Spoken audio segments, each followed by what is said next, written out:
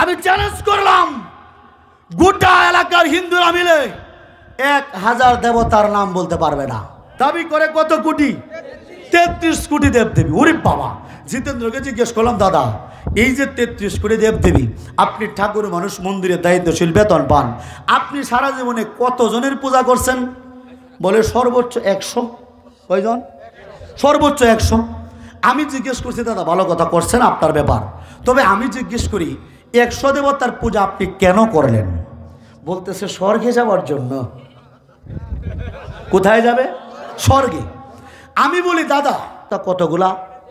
33 কোটি। আপনার একটু অঙ্ক করতে হবে। এখানে 33 কোটি দেবদেবী রাখলাম, আপনাদের এলাকার সবচেয়ে বড় ঠাকুরটা সর্বোচ্চ 100 জনের পূজা সারা জীবনে করতে পারবে। কেন? স্বর্গে যাবার জন্য। 100 জন স্বর্গে দিল, বাকি রইল কত? জি 32 কোটি 99 লক্ষ 99,900। 33 কোটি থেকে 100 গেলে বাকি থাকে 32 কোটির উপরে। 100 দেবতার শক্তি বেশি না 32 কোটির বেশি? এই হিন্দু ভাইরা, তোমরা তো পূজা করে বিপদে আছো। যেগুলার পূজা করছো তো করছোই, যেগুলা করো নাই এদের আক্রোশ থেকে বাঁচবা কেমনে? জোরে বলেন ঠিক কিনা? 100 দেবতা যদি স্বর্গে যায়, জিতেন্দ্রকে বলছে, দাদা 100 দেবতা তোমাকে নিয়ে যখন স্বর্গে যাবে, বাকি 32 কোটি প্লাস বলবে, জিতেন্দ্র আমরা কি দোষ করলাম, আমাদের পূজা কেন করলি না? আয় আয় আয় নরকে আয়, নরকে আয়, নরকে আয়। মুসলমান মালিক যদি ভিন্ন ভিন্ন হইতো, তখন আমার আল্লাহ সূর্য পূর্ব দিক দিয়ে উঠাইতো, হিন্দুরা উড়াইতো পশ্চিম দিক দিয়া, আমেরিকার খ্রিস্টানরা উড়াইতো উত্তর দিক দিয়া, আর বৌদ্ধরা বলতো আমাদের ক্ষমতা তো কম না, আমাদের জঙ্গি নেত্রী অং সান সু চি আছে না নাই, বলতো আমাদের জঙ্গি নেত্রীকে নিয়া আমরা সূর্য উঠাবো দক্ষিণ দিক দিয়া। এই বলে 4 ধর্মের 4 মালিকরা গন্ডগোল লেগে যাইতো। আগামীকালকে সকালবেলা আমরা সূর্য খুঁজে পেতাম না। কিন্তু মুসলমান, এই যে সূর্যটা পূর্ব দিক দিয়ে ওঠে আবার পশ্চিমে অস্ত যায়, এই বিধানের মধ্যে কোনো পরিবর্তন নাই। এর দ্বারা বোঝা যায় এই সূর্যের মালিক এক মালিক আল্লাহ, ভিন্ন কেউ মালিক হইতে পারে না।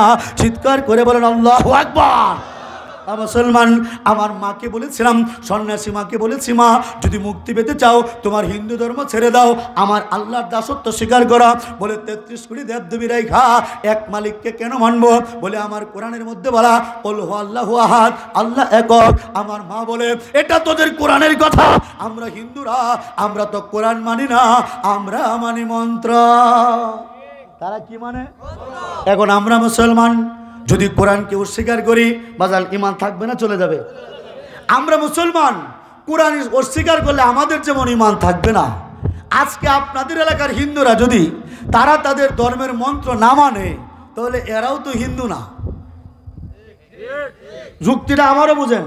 যদি আমরা কোরআন অস্বীকার করি, আমরা যেমন মুসলমান থাকবো না, অনুরূপভাবে হিন্দু যদি হিন্দু ধর্মের মন্ত্র না মানে, তাহলে তো এরা হিন্দু না, হিন্দুর জাতও না। ঠিক কিনা ভাইয়েরা? এখন মা বলে, বাবা তোর কোরআন যা আছে তুই মান, আমার মন্ত্রে যা আছে আমি মানি। বলি সত্যিই মানো নাকি? বলে হ্যাঁ সত্যিই মানি। বলে তাহলে তোমাদের কট উপনিষদের 2 নম্বর অধ্যায়ের 1 নম্বর মন্ত্রের 11 নম্বর শ্লোকের মধ্যে বলা, একং ব্রহ্ম দ্বিতীয় নাস্তি না নাস্তি কিঞ্চন, অর্থাৎ মালিক একজন, দ্বিতীয় কোনো মালিক নাই, নাই নাই নাই, কিঞ্চিত পরিমাণও নাই। হিন্দুদের ঋগ্বেদের 6 নম্বর মণ্ডলের 45 নম্বর সূক্তের 16 নম্বর মন্ত্রের মধ্যে বলা, যা এক ইত্যমুষ্টি কৃষ্টিনাং বিচর্ষানি, অর্থাৎ যিনি সর্বদর্শী, যিনি বর্ষণশীল, তিনি মূলত একজন।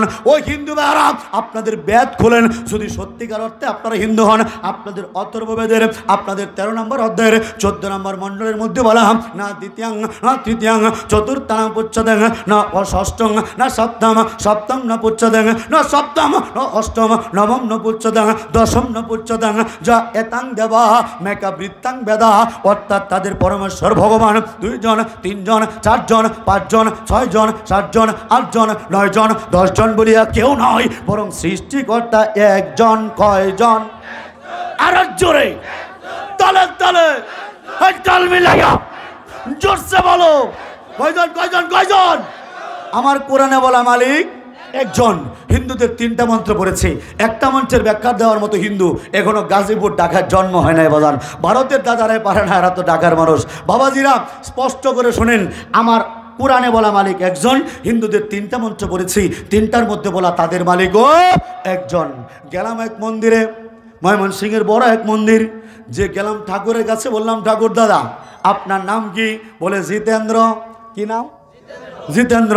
বলি দাদা গো আমার কোরআনে তো বলা মালিক একজন, আপনার উপনিষদ হতে বলা একজন। বলে হ্যাঁ, আমার মঞ্চের মধ্যে এক মালিকের কথা বলা। আমি বলি দাদা আমার এক মালিকের নাম হলো আল্লাহ। মাকেও বলেছি মা আমার এক মালিকের নাম আল্লাহ, তোমার মঞ্চেও তো বলা একজন মালিক, মঞ্চ না মানলে তো তুমি হিন্দু না, তাহলে এখন তুমি বলো তোমার একজন ভগবানের নাম বলো। আমার মা টেনশনে পড়ে গেছে, জিতেন্দ্রবাবু টেনশনে পড়ে গেছে, অনেক কষ্টে বলতেছে সৃষ্টিকর্তা নাম ব্রহ্মা। আমি বলি বিষ্ণুর কি খবর? বলে সৃষ্টিকর্তা নাম বিষ্ণু, তাহলে মহেশ্বর রাগ করে বসবে। বলে সৃষ্টিকর্তা নাম মহেশ্বর, তাহলে নারদ খেপে যাবে। বলে সৃষ্টিকর্তা নাম নারদ, তাহলে নারায়ণ কি দুষ করলো রে বাবা? বলে সৃষ্টিকর্তা নাম নারায়ণ, তাহলে বাবা লোকনাথ রাগ করে বসবে। বলে সৃষ্টিকর্তা নাম লোকনাথ, তাহলে অনুকূল কি দুষ করলো? বলে সৃষ্টিকর্তা নাম অনুকূল, তাহলে জগন্নাথ খেপে যাবে। বলে সৃষ্টিকর্তা নাম জগন্নাথ, তাহলে বিশ্বকর্মা রাগ করে বসবে। বলে সৃষ্টিকর্তা নাম বিশ্বকর্মা, তাহলে মা মনসা কি দুষ করলো রে বাবা? বলে সৃষ্টিকর্তা নাম মনসা, তাহলে বাসিয়াতে হিন্দুদের কৃষ্ণ তেরে আসবে। বলে সৃষ্টিকর্তা নাম কৃষ্ণ, তাহলে তার পরক্রিয়া স্ত্রী তার মামি তার মামা আয়ন ঘোষের বউ রাধা খেপে যাবে। বলে সৃষ্টিকর্তা নাম রাধা, তাহলে কৃষ্ণের খেলার সাথে বলরাম কি দুষ করলো রে দাদা? বলে সৃষ্টিকর্তা নাম বলরাম, তাহলে অযোধ্যার দশরথের বড় ছেলে রাম খেপে যাবে। বলে সৃষ্টিকর্তা নাম রাম, তাহলে তার বউ সীতার কি কাম? বলে সৃষ্টিকর্তা নাম সীতা, তাহলে তার দেবর লক্ষণ যাবে কোথা? বলে সৃষ্টিকর্তা নাম লক্ষণ, তাহলে দেবতাদের রাজা ইন্দ্র রাগ করে বসবে। বলে সৃষ্টিকর্তা নাম ইন্দ্র, তাহলে শিব খেপে যাবে। বলে সৃষ্টিকর্তা নাম শিব, তাহলে জিহ্বার মধ্যে কামড় দিয়ে কালী দেবী তেরে আসবে। বলে সৃষ্টিকর্তা নাম কালী, তাহলে তার সতীন এই যে গত 13 তারিখে মারা গেল মা দুর্গা 10 হাত নিয়ে তেরে আসবে। বলে সৃষ্টিকর্তা নাম দুর্গা, তাহলে তার মেয়ে লক্ষ্মী কি দুষ করলো রে বাবা? বলে সৃষ্টিকর্তা নাম লক্ষ্মী, তাহলে তার বোন সরস্বতী রাগ করে বসবে। বলে সৃষ্টিকর্তা নাম সরস্বতী, তাহলে হিন্দুদের আনমেরিড ভগবান বাবা কার্তিক রাগ করবে। বলে সৃষ্টিকর্তা নাম কার্তিক, তাহলে আত্মিমার্কা ভগবান বাবা গণেশ খেপে যাবে। বলে সৃষ্টিকর্তা নাম গণেশ, তাহলে দেখবেন গণেশের পাশে একটা কলা গাছকে সাদা কাপড় পরে রাখা হয়, এটা হলো গণেশের বউ। বলে সৃষ্টিকর্তা নাম গণেশ, তাহলে গণেশের বউ কলা গাছ রাগ করে বসবে। বলে সৃষ্টিকর্তা নাম কলা গাছ, তাহলে শেওড়া গাছ কি দুষ করলো রে বাবা? হিন্দুরা তো শেওড়া গাছের পূজা করে, ঠিক কিনা ভাইরা আমার? বলে সৃষ্টিকর্তা নাম শেওড়া, তাহলে তুলসী গাছ রাগ করে বসবে। দেখবেন প্রত্যেক হিন্দু বাড়িতে তুলসীর পূজা হয়। বলে সৃষ্টিকর্তা নাম তুলসী, তাহলে শনি দেবতা গান মটকাবে। বলে সৃষ্টিকর্তা নাম শনি, তাহলে চন্দ্র কি দুষ করলো রে বাবা? বলে সৃষ্টিকর্তা নাম চন্দ্র, তাহলে সূর্য খেপে যাবে। বলে সৃষ্টিকর্তা নাম সূর্য, তাহলে বৃষ্টির দেবতা বরুণ, ওনার অবস্থা হবে করুণ। বলে সৃষ্টির দেবতা আমাদের ভগবানের নাম বৃষ্টি, তাহলে মাটি খেপে যাবে। বলে সৃষ্টিকর্তা নাম মাটি, তাহলে মা গঙ্গা রাগ করে বসবে। বলে সৃষ্টিকর্তা নাম গঙ্গা, তাহলে অগ্নি কি দুষ করলো রে বাবা? এরকম করে কোন হিন্দু যদি একং ব্রহ্মা দ্বিতীয়ং নাস্তি না নাস্তি কিঞ্চন এই মন্ত্রের সাথে তাল মিলায়া একজন দেবতার নাম বলতে যায়, যেহেতু তারা 33 কোটি দেবতার পূজা করে, বাকি 32 কোটি 99,99,999 জন দেবতাই তখন রাগ করে বসবে। ঠিক কিনা, ঠিক কিনা, ঠিক কিনা ভাইরা আমার? আমাদের মালিক কয়জন? নাম কি, নাম কি, নাম কি? আমাদের মালিকের নাম। এখন তাদেরকে জিজ্ঞেস করছি একজন ভগবানের নাম বলো, একজনের নাম বলতে পারে না।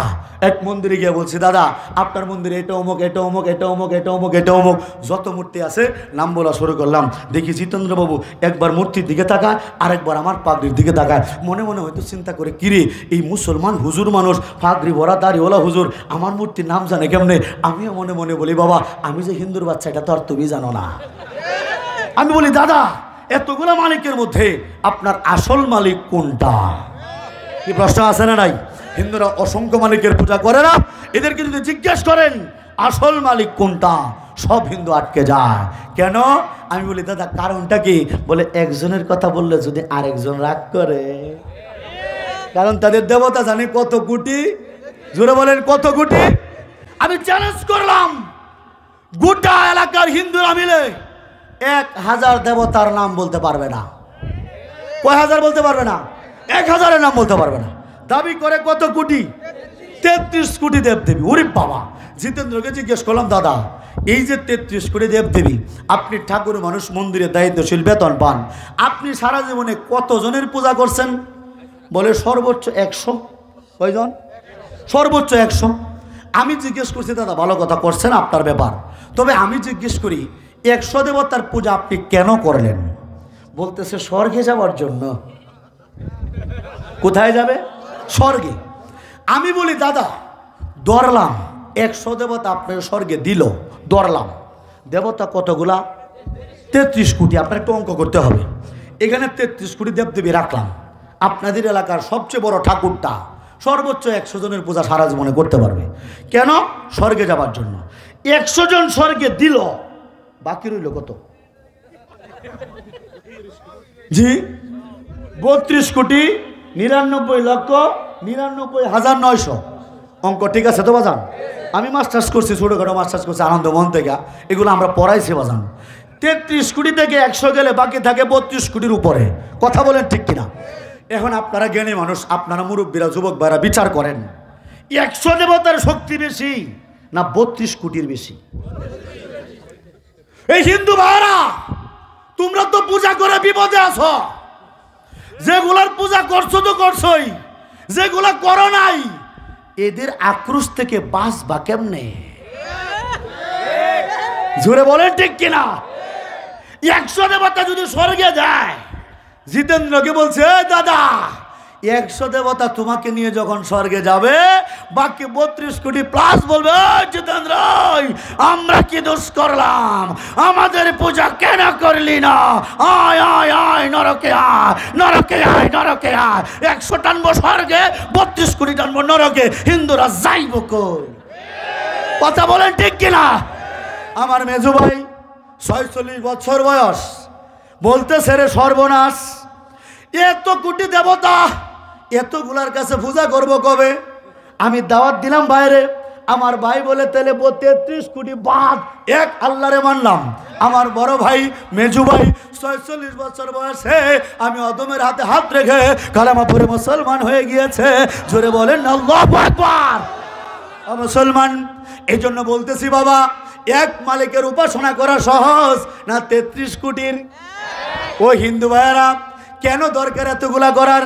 আরে এক মালিকের মধ্যেই তো সব আছে, যা চাও তাই পাইবা। আর ওই মালিকগুলার কাছে চাইলে পাইবা কি? ওই মালিকগুলা তো নিজে নিজে মরতেও পারে না। কয়েকদিন আগে পানির মধ্যে নিয়ে তোমরাই তো ডুবায়া ডুবায়া মারলা। চিৎকার করে বলেন কথা ঠিক কিনা? তার মানে আমরা পাইলাম আমার কোরআনে বলা মালিক একজন, হিন্দুদের মন্ত্রেও বলা মালিক একজন। এক মালিকের নাম সব মুসলমান বলতে পারি, মালিকের নাম আল্লাহ।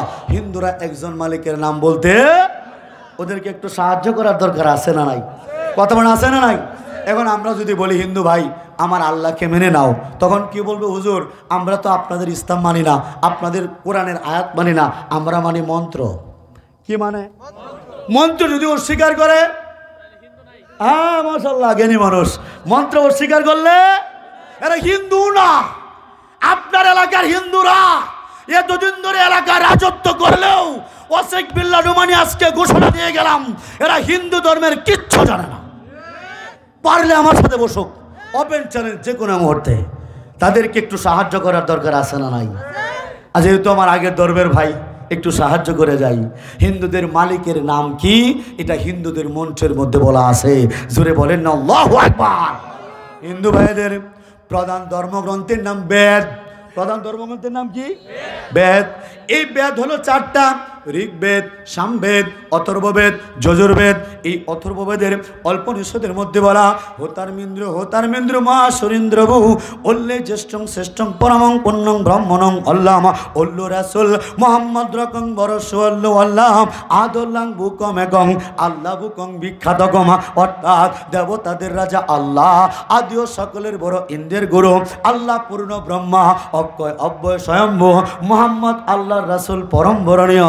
এই মঞ্চ দ্বারা প্রমাণ হয়ে যায় প্রত্যেকটা হিন্দু ভাইয়ের সৃষ্টিকর্তার নাম হলো আল্লাহ। মালিকের নাম জোরে, প্রভুর নাম, সৃষ্টিকর্তার নাম, বিধানদাতার নাম আল্লাহু আকবার। আপনাদেরকে আরেকটা প্রমাণ আজকে দেখাই। আচ্ছা মুসলমান, আপনাদের ডান হাতটা সাথে আছে? একটু উপরে তুলবেন কষ্ট করে। আল্লাহু আকবার। আল্লাহ এই প্রত্যেকটা হাতকে তুমি কবুল করো, সকলে বলেন আমিন। এই হাতকে আপনাদের না এলাকার হিন্দু বৌদ্ধ খ্রিস্টানেরও আছে? আছে তো নাকি? এই হাতের মধ্যে আমি কয়েকটা আরবি অক্ষর লেখা দেখাবো। হুজুর যদি ভুল হয় আপনারা উস্তাদের মতো আমাকে ধরায়া দিবেন। আমার সাথে সাথে আপনারা পড়েন।